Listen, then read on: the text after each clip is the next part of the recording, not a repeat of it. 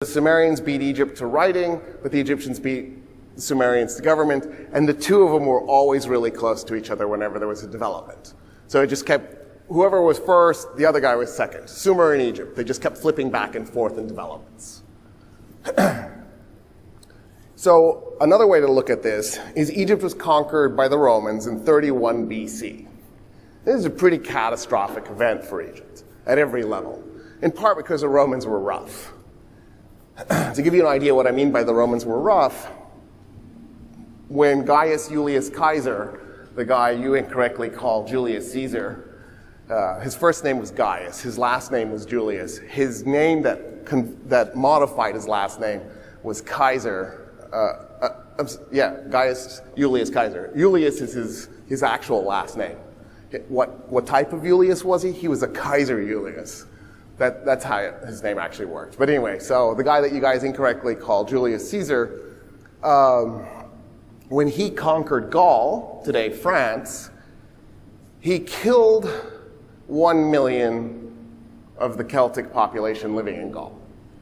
Now you go, how bad was that exactly? There were 3 million Gauls. He murdered 1/3 of the population. He enslaved another 1 million. And then he turned and looked at the remaining 1 million and went, welcome to the Roman Empire, Republic. Because they hadn't quite yet made it an empire. Right? That was the Roman way. Now the Romans varied in how cruel they were. So when they got to Dacia, they killed and enslaved everybody. In fact, they were so thorough about destroying Dacia, you don't know where Dacia is. It's effectively been erased from history. I'll tell you where it is. It's Romania. As in the Romans erased it from existence and then named it after themselves. And it still holds the new name. When the Romans conquered Egypt, they wanted to crush the Egyptian population. So they did things like they banned Egyptians from owning land. They banned Egyptians from riding horses. They banned Egyptians from doing anything but wearing the color blue. Egyptians had to always wear blue. And the Romans did this because they knew that the Egyptian population was going to be complicated to rule over. And then they were right. The Egyptians kept rebelling, so the Romans kept massacring them by mass crucifixions. Romans loved crucifixions, and they would just crucify whole segments of the Egyptian population and then say, look, this is going to happen to you if you keep rebelling. And of course, the Egyptians just kept rebelling. So if we decide that Egyptian civilization stopped abruptly in 31 BC, I'm happy to do that for purposes of this conversation, then by the time it got to 31 BC, Egypt's civilization was 4,000 years old. Another way to think of this is when Alexander the Great conquered Egypt and went to the pyramids for the first time and gazed upon the pyramids. The Giza pyramids, which were not the oldest pyramids, right? The Saqqara pyramids are the oldest pyramids. The Giza pyramids are 200 years younger. The Giza pyramids were 2,300 years old for him. So when he was looking at the pyramids, he was going, I can't believe this is 23 centuries old. That's so insanely ancient. He was 23 centuries ago. We are as far from Alexander the Great as the pyramids were from him. Just to give you a little sense of this. In other words, one lecture on Egypt seems probably inappropriate. One lecture on Mesopotamia probably seems like a little too much if you're admitting that's the founding of your civilization. That's a really strange thing. You could do this as an exercise. Try to figure out your favorite musical instruments, all of them, and then look at who invented them. About 85–90% of the musical instruments on the planet today were invented by the ancient Egyptians. So if you're into music, like, how can you ignore that? The rest were invented by Persians, although the Mesopotamians invented the bagpipe. Do you want me to say that again? It wasn't the Celts. When the Celts were migrating through Mesopotamia, they heard the bagpipe and they went, oh, that is a nice sound. They grabbed it and took it across North Africa and then invaded Europe.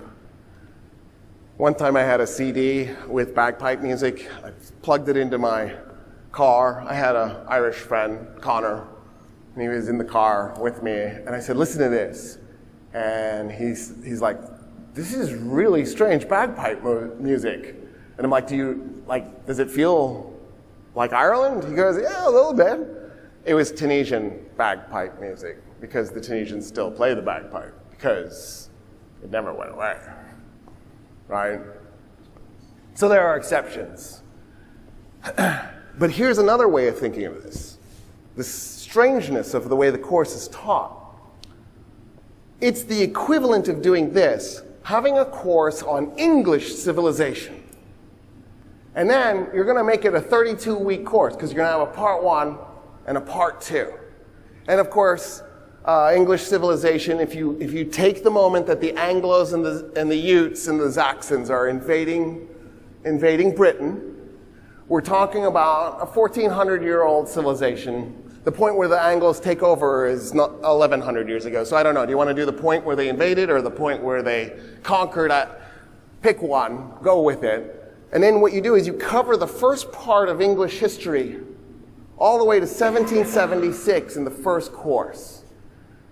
And then in the second course, you just, actually no, you wouldn't even cover it in the first, you would do English history in the first course like the first maybe 2 weeks.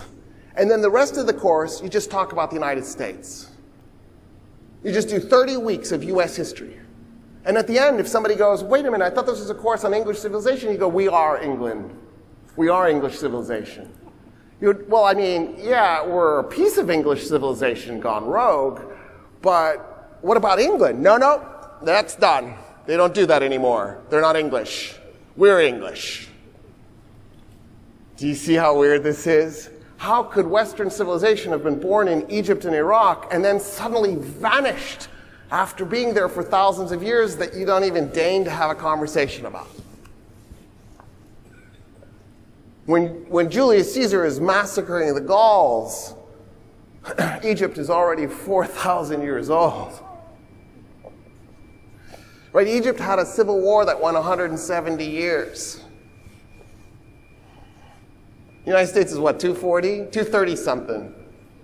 Depending on, do you start it with Declaration of Independence or the moment the Constitution went into effect? I've never figured out which one I want. One of those two is right. Right?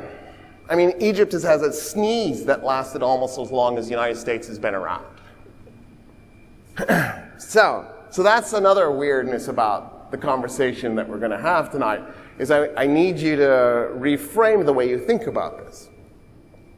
That this civilization that was birthed in the banks of the Tigris, the Euphrates, and the Nile can't possibly have stopped being there. But if you've been listening to the news lately, it gets really interesting, because when Russia invaded Ukraine, all I hear now is Russia almost accepted Western culture. Russia almost accepted Western democracy. The West is supporting Ukraine. West. It's the old conversation from the Cold War, reborn again. So, we got to go back a little bit here before the Cold War to understand some terminology. When the English were conquering the world, when the English were making the world England, they didn't finish, obviously. They didn't finish. They got 40% done and they ran out of steam. But 40% is amazing. Think about it, that tiny, itty-bitty, teeny-weeny little island where they boil their steak and fry their tomatoes, where it's always raining, somehow conquered 40% of the planet. I still can't wrap my mind around it. They only ruled it for 200 years, but still, I don't even know what to make of that. That's talent. There was talent there. I'm not denying the talent. Just incredible talent, because a lot of it wasn't violence, right? The English would plant a flag, and the Indians are looking at it going, what is that? It's a flag. What does it do? It means we conquered you. And the Indians are like, oh, crap! You mean if we had gotten to your tiny little island